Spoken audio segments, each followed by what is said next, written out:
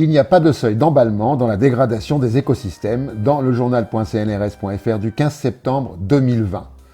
Des chercheurs écologues ont analysé 4600 études d'écosystèmes dans lesquelles des dégradations ont été observées du fait des changements globaux pour tenter d'identifier des points de basculement, c'est-à-dire des perturbations de petite intensité provoquant une réponse très importante de l'écosystème. Les résultats de l'étude indiquent que dans 5% des cas étudiés, des points de basculement avaient été identifiés. Donc, dans une minorité d'écosystèmes, les seuils de basculement existent, le cas des coraux par exemple. Mais dans la majorité des situations étudiées, les milieux se dégradent progressivement. Par exemple, perdre des plantes dans un écosystème, c'est perdre dès la première plante qui disparaît la capacité de fixer du CO2 atmosphérique. Les écosystèmes se dégradent sans attendre un effet de seuil. La Méditerranée, une mer de plastique dans franceinter.fr du 20 septembre 2020. De nombreux prélèvements effectués à la surface en mer Méditerranée indiquent que la Grande Bleue regorge de micro et de nanoplastiques. Les estimations sont de 1 kg au kilomètre carré.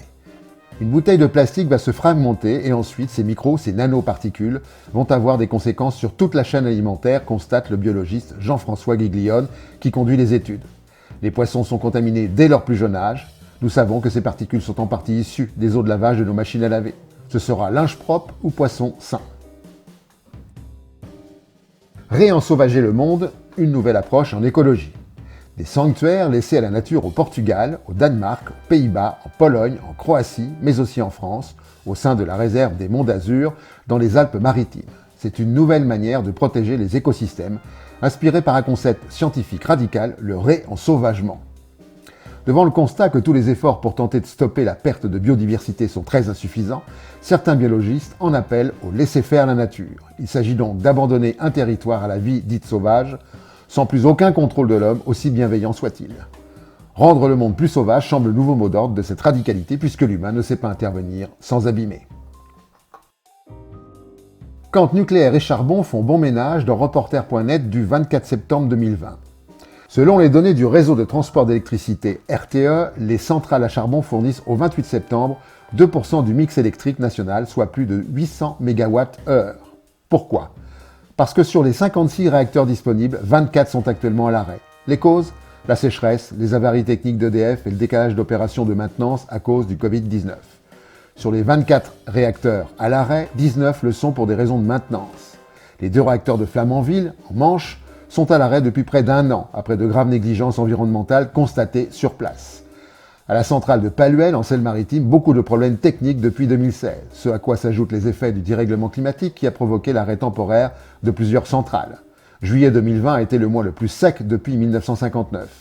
À Chooz, dans les Ardennes, les 2 puissants réacteurs de 1450 MW chacun sont encore fermés au jour de l'apparition de cet article à cause de leur pression sur le débit de la Meuse.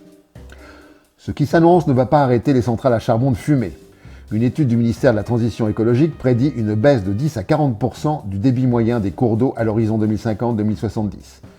Nous aurions pu nous préparer à diminuer notre consommation d'électricité, nous y serons, semble-t-il, forcés. L'élevage de gibier pour la chasse dans monsieurmondialisation.org du 24 septembre 2020. Si la chasse est une activité noble et utile qui participe à l'équilibre de la biodiversité, comment se fait-il que 9 faisans sur 10 abattus par les chasseurs sont élevés en captivité ?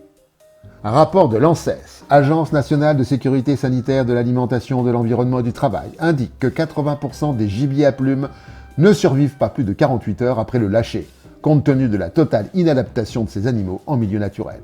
Au total, c'est 14 millions de faisans et 5 millions de perdrix qui sont élevés chaque année, soit davantage que la population européenne de faisans sauvages, estimée entre 8 et 11 millions d'individus. Gibaud Vendée est une des plus grandes entreprises de gibier. Elle utilise 300 000 faisans et perdrix reproducteurs et produit chaque année 20 millions d'œufs à couver, ainsi qu'1 million d'oiseaux prêts à être lâchés. L214 dénonce les conditions épouvantables dans lesquelles sont produits ces animaux. Les chasseurs feraient bien reconsidérer les principes éthiques qu'ils ne se privent pas de vanter. Et pour finir, la connerie de la semaine. À la prochaine fois.